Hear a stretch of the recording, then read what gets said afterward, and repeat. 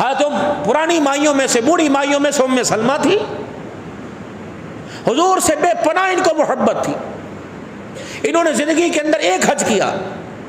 آپ کے وصال شریف کے بعد صحابہ اکرام رضوان اللہ تعالی علیہم اجمعین بار بار اصرار کرتے ہیں، امی جان آئیے آپ کو حج کرائے، حج کا موسم ہے۔ فرمایا بیٹے حج ایک فرض تھا، میں نے کر لیا، میں مدینے سے باہر قدم نہیں نکالتی، میں نے مدینے میں مرنے کی نیت کر رکھی ہے، میں ڈرتی ہوں اگر حج کے لیے گئی تو مدینے سے باہر کہیں میری موت نہ آ جائے، آمنہ کے لال کے سیر سے جدائی نہ ہو جائے، اس لیے مدینے سے نہیں نکلتی۔ ان کو حضور صلی اللہ علیہ وسلم نے فرمایا تھا ام سلمہ تہجد کی نماز کی پابندی کر، یہ بوڑھی تھی، اب سارا دن گھر کے کام کاج کرنے، رسول اللہ صلی اللہ علیہ وسلم کا خیال کرنا، اب ان کو نیند آیا کرتی رات کو، اور رحمت والے نبی صلی اللہ علیہ وسلم کا پیغام، تو انہوں نے چھت کی کھنٹی کے ساتھ ایک کیل گاڑ دی، ایک کھنٹی گاڑ دی چھت کے ساتھ، اور رات کو اپنے بالوں کا جوڑا بنایا اور بالوں کے جوڑے کو رسی باندھی اور چھت کی کھنٹی کے ساتھ یوں کر کے لگا دی کہ اللہ کے نبی نے کہا کہ رات کو تہجد پڑھنی ہے۔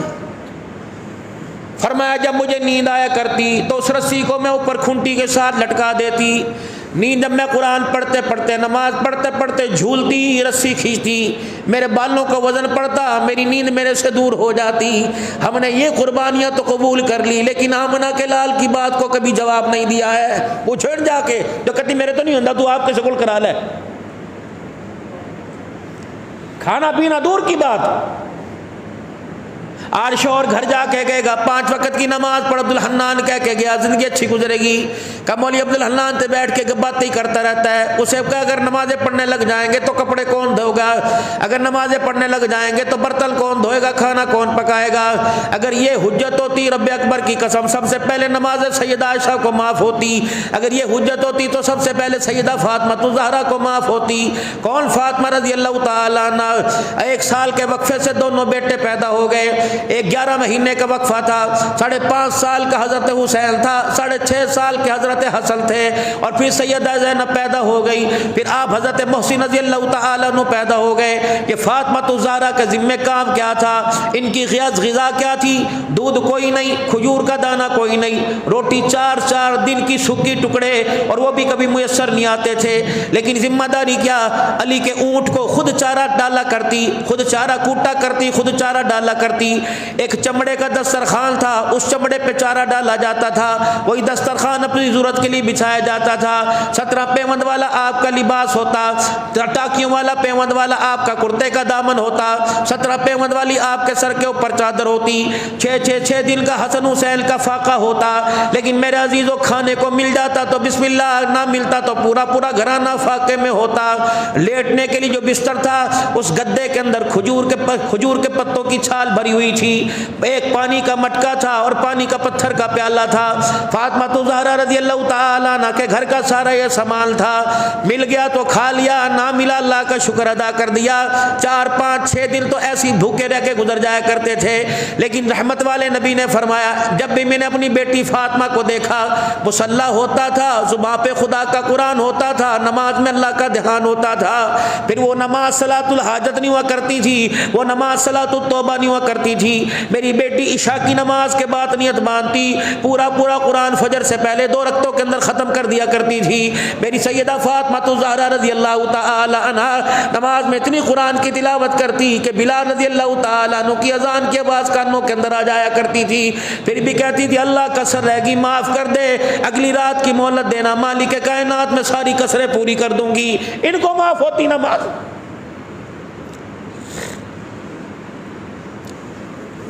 کوفے کا بازار ہے، آل رسول صلی اللہ علیہ وسلم حضرت حسین رضی اللہ تعالیٰ عنہ سمیت خاندان سمیت پورے کا پورا کربلا کے میدان میں پڑا ہوا ہے۔ اللہ اکبر، سرنیزے کی اینیوں کے اوپر جا رہے ہیں۔ اگر نماز معاف ہوتی تو اس وقت سیدہ زینب رضی اللہ عنہ کو معاف ہوتی۔ اللہ اکبر، جب دن 12 ساڑھے 12 بجے کوفے کے بازار میں پاکستان کے وقت کے مطابق یہ دن ٹائم آگے پیچھے ہوگا، کوفے کے بازار میں گئے تو میرے عزیزو اللہ اکبر. سیدہ زینب سب سے پہلے کوفے کے بازار میں جا کر اپنے بھتیجے امام زین العابدین رحمت اللہ علیہ سے پوچھا تھا بیٹے بتا نماز کا وقت ہو گیا, اذان ہوئی کہ نہیں ہوئی ہے؟ اگر نماز معاف ہوتی تو بھائی کربلا میں تلواروں کے سائے میں میرے عزیزو سجدہ کر رہا تھا, نماز معاف ہوتی. پورے خاندان کا گلا کٹا ہوا تھا, حتیٰ کہ علی الاصغر عبداللہ کے حلق میں تیر لگا ہوا تھا. حضرت حسین رضی اللہ تعالیٰ عنہ بھی میرے عزیزو بغیر سر کے 80-90 ٹکڑے جسم کے کرا کے لیٹا ہوا تھا. اگر اس وقت نماز کا سجدہ معاف کرتا تو اللہ سیدہ زینب کو نماز کا سجدہ معاف کرتا. اس حالت میں نماز معاف نہیں تو 4 بچوں کی ماں بننے کے بعد اب نماز کا معاف ہے. بازار جانے کی توفیق مل گئی, کھانا کھانے کی توفیق مل گئی, کپڑے پہننے کی توفیق مل گئی. نماز کے لیے عبدالحنان دعا کرے, مسجد میں دعا کرو اللہ مجھے نماز کی توفیق عطا فرماوے. یہ تو ذمہ داری تھی, یہ توفیق نہیں تھی, یہ ذمہ داری تھی. اللہ کو رب ماننے کے بعد تیری زندگی کا سب سے پہلا فرض یہ تھا کہ تو 5 وقت کی نماز کا سجدہ کر کے اللہ کے ہونے کا اظہار کرے. کہ میں کسی جانور کا نہیں, کسی پتھر کا نہیں, میں اللہ کا بندہ ہوں, میری پیشانی اللہ کے آگے جھک رہی ہے. جناب ام سلمہ رضی اللہ تعالیٰ عنہ کے پاس حضرت عمر رضی اللہ تعالیٰ عنہ چلے گئے. ام سلمہ ایک بات بتا, آج میری بیوی نے میری بات میں مداخلت کر دی, میں اٹھ کے حفصہ کے پاس گیا, اپنی بیٹی کے پاس. میری بیٹی میں تو حضور صلی اللہ علیہ وسلم کی بیوی, امت کی ماں, تمہاری سوکن ہے. کہاں میری بیوی نے باتوں باتوں میں کہہ دیا کہ اگر میں تیری بات میں مداخلت کرتی ہوں تو تیری بیٹی بھی تو حضور کے آگے بولتی ہے. اے ام سلمہ, میری بیٹی حضور کے آگے بولتی ہے, تو بھی حضور کے آگے بولتی ہے. آج تو ام سلمہ نے دیکھا, کہا اٹھ جا یہاں سے. آج وہ کہنے میں پوچھ, فرمایا میں جانوں وہ جانے, وہ میرا شوہر میں اس کی بیوی. عمر تجھے جرت کس نے دی کہ ہمارے معاملات کے اندر مداخلت کرے؟ اور یہاں سے ڈانٹ دیا حضرت عمر کو. عمر تو ہوتا کون ہے پوچھنے والا؟ ہم آپس میں ناراض بھی ہوتے ہیں, کبھی میں ناراض کبھی وہ ناراض, کبھی وہ مجھے مناتے کبھی میں انہیں منا لیتی ہوں, کبھی وہ مجھے ہنساتے میں انہیں ہنسا دیتی ہوں. کیا ہے, میں ان کی بیوی ہوں, میں ان کی خیریت پوچھتی ہوں, میری خیریت پوچھتے ہیں. جب میں روتی ہوں تو وہ چپ کراتے ہیں, وہ روتے تو میں چپ کراتی ہوں, کبھی وہ مجھے ہنسانے لگ جاتے ہیں. تو ہوتا کون ہے ہمارے میاں بیوی کے درمیان مداخلت کرے؟ حضرت عمر اٹھے اور سیدھے حضور صلی اللہ علیہ وسلم کے پاس چلے گئے, روٹ سر جھکا ہوا. عمر کیا ہوا, عمر کیا ہوا؟ یا رسول اللہ, بیوی نے بات میں اس طرح بات کر دی. میں اپنی بیٹی کے پاس چلا گیا اور میری بیٹی نے کہا ہاں میں ہی بولتی ہوں. حضور فتبسم رسول اللہ, حضور ہنسنے لگ گئے. جو کہا نا میری بیٹی آپ کے کام میں مداخلت کرتی ہے کہاں. پھر میں اس کی تحقیق کے لیے ام سلمہ کے پاس چلا گیا. ام سلمہ نے مجھے جھڑک دیا. آپ نے وقال یا ام سلمہ, تجھے پتہ نہیں وہ عام عورت نہیں, محمد کی بیوی ام سلمہ ہے. اللہ بول سکتی ہے. میاں بیوی کے درمیان تعلق ہی یہ ہے, بنیاد نہیں بنانی چاہیے, ناراضگیاں مہینے نہیں رکھنے چاہیے. جو عورت شوہر سے ناراض ہو کے سو جاوے اور وہ صلح کرنے میں پہل نہ کرے, اس عورت پر ساری رات اس کے بستر پہ خدا کی لعنت آتی ہے, تو مرد کیا بہشت میں لیٹا رہے گا؟ گھریلو جھگڑے اتنے بنیاد کر چکے ہیں جس کی وجہ سے معاشرے کے اندر بگاڑ پیدا ہو رہا ہے. بچہ اسکول کے اندر پڑھتا ہے, اسکول سے پڑھ کے بچہ گھر جاتا ہے, پھر وہاں سے نہ ماں سے روٹی پوچھے, نہ ماں سے کھانا پوچھے, نہ ماں اس کے کپڑے استری کر کے دے, نہ ماں اسے نہانا پوچھے. ہماری ماں تو رگڑ رگڑ کے ہمارا ملیا میٹ کر دیا کرتی تھی, کبھی پیر کی ایڑیاں, کبھی گردنوں پہ جھاواں. اب دیکھا بچوں کی آپ نے حالت, ماں کو خیال ہی نہیں. پھر اسکول سے پڑھ کے آئے گا, جو گھر کے اندر آئے گا مائیں شروع ہو جاتی ہیں, پیودا سر جا کے پھاڑ, انہوں تنگ کر, وہ تو دکان سے جا کے پہ گیا, نہ کہ سیاپا کرتا, اللہ کرے کسی نے ایسی اولاد نہ دے, اللہ کرے تم مر جائیں. فرمایا سوچ سمجھ کے دعا کر, اگر ماں کی دعائیں بھی اللہ قبول کرتا ہے تو ماں کی بد دعائیں بھی اللہ قبول کر لیتا ہے. سوچ سمجھ کے بد دعا کر اس کے لیے. وہ ماحول جو بچہ باہر لینا چاہتا ہے, سکون, امن, کھلی فضا, اگر وہ ماحول ماں سے کمرے میں دے, گھر کے اندر دے, تو بچہ باہر کیوں جائے؟ ماں کے لاڈ کو بچہ سمجھے اور ماں اپنے لاڈ کو, اپنی ڈانٹ کو پیار میں سمجھائے. اب کیسے ہوا سنو. چھوٹا سا بچہ، ماں مار رہی، تھوڑ ماں مار رہی.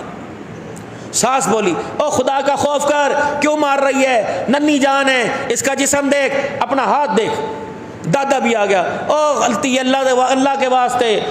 اور بھائی بھی آ گئے، بھابھی کیا کر رہی ہے؟ دیورانی ابا جی بس چھوڑ دے. اچھا تم میرے معاملے میں بولی کیوں؟ تھوڑ اور مار. بنیاد کیا تھی؟ میں اس کے اوپر کپڑے رکھے، میں نے کہا یہ پہن لے، یہ کہہ رہا ہے میں نے یہ پہننے، بس یہ بنیاد ہے. ایسے ہوتا ہے نا جی. میں بھی تجھے یہ پہنا کے رہوں گی. بچے کو نیلا اچھا لگا تو نال پہنا. اگر آج اس کی مان لے گی، کل وہ تیری آج 1 مانے گی، کل تیری 50 ماننے گا. اب کیا ہے؟ اچھا یہ پہننا میرے بیٹے، بھائی تیرے تو نے یہ بھی دھونے، تو نے وہ بھی دھونے. وہ اٹھا کے ہینگر کر دے اور یہ اٹھا کے اس کے سامنے رکھ دے اور کہہ دے بیٹے چل ٹھیک ہے، آج میں نے تیری مانی، کل تو میری ماننا. آج میرے عزیزوں اس کے کہنے پہ اسے ریشم پہناوے، لٹھا پہنائے. رب اکبر کی قسم کل پتہ نہیں دن کیسے، کل وہ تیرے کہنے پہ پھٹا ہوا لباس بھی پہن لے گا.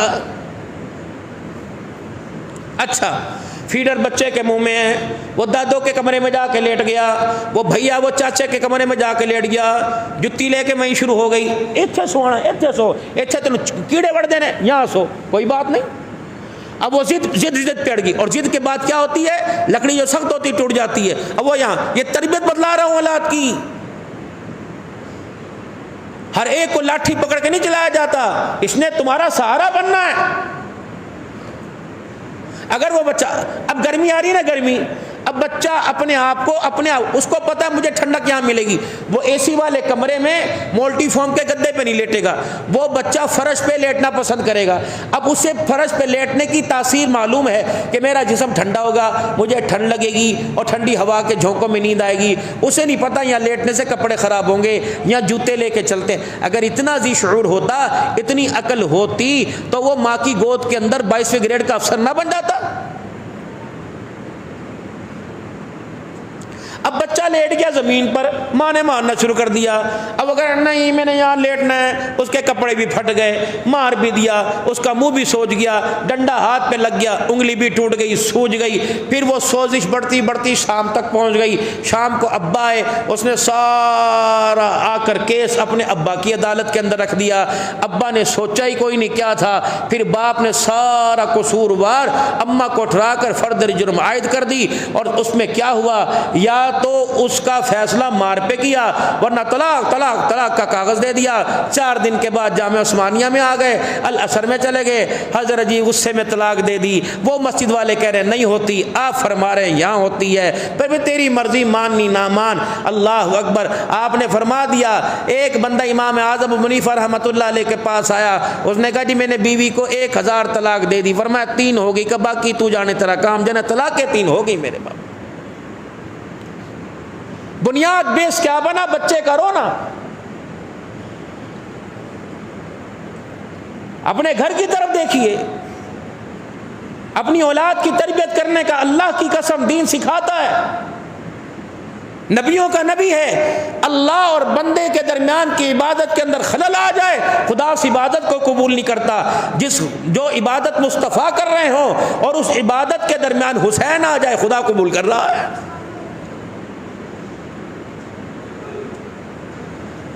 بڑا مشہور واقعہ، بڑا قصہ مشہور ہے کہ حضرت حسین رضی اللہ تعالیٰ عنہ حضور صلی اللہ علیہ وسلم کی پشت پر، آپ کی کمر پہ آ کے بیٹھ گئے. صحابہ کرام رضوان اللہ تعالیٰ علیہ مجمعین عرض کرنے لگے، ہمیں ایسا لگا کہ آپ صلی اللہ علیہ وسلم کی سجدے میں جان نکل گئی. 65 مرتبہ حضور نے سبحان ربی الاعلیٰ کہا، 65 مرتبہ سجدے میں پڑے. غالباً ابو ہریرہ رضی اللہ تعالیٰ عنہ سجدے میں، ابو ہریرہ رضی اللہ تعالیٰ عنہ یوں سجدے چھوٹے اور یوں کر کے آپ علیہ السلام کی طرف دھیان کیا، اور حضرت حسین رضی اللہ تعالیٰ عنہ کو اشارہ کر کے اتارنا چاہا. آپ نے اشارہ فرما دیا، فرمایا اسے نہ اتار، جب اس کی مرضی ہوگی اس وقت اترے گا. کیا سیدہ زینب رسول اللہ صلی اللہ علیہ وسلم کی گود میں آئی؟ کیا اماں زینب کا بچپن میں آپ صلی اللہ علیہ وسلم کی گود میں پیشاب نہیں نکل گیا تھا؟ کیا رسول اللہ صلی اللہ تعالیٰ علیہ وسلم نے اپنے بچوں کو اونٹ کی سواری نہیں کرائی تھی؟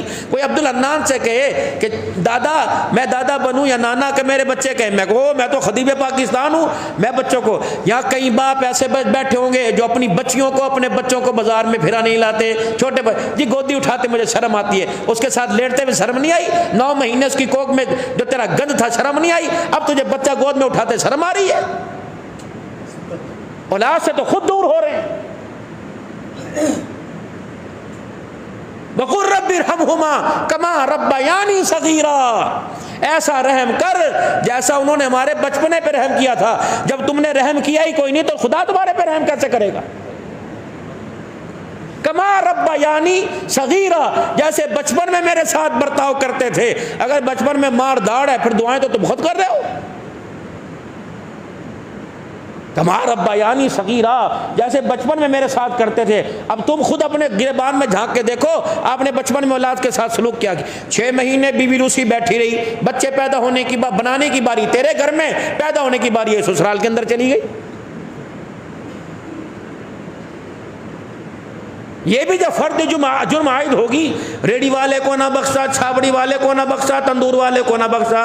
کی کہنا جی میرا کم ہی کوئی نہیں، ڈاکٹر نے آپریشن دسیا ہے، میں تے ابھی دے گھر پہ ہی تھا، چلو میں بندہ میرے تے کون اعتبار کرے گا. یہ ماں باپ کہیں نہ کہیں تو مریں گے بےچارے، کریں گے کیونکہ ان کے پیٹ کوکھ سے پیدا ہوئی ہے، ان کی عزت ہے، ان کی غیرت ہے. ظالم بے ایمان، یہ ذمہ داری تیری تھی.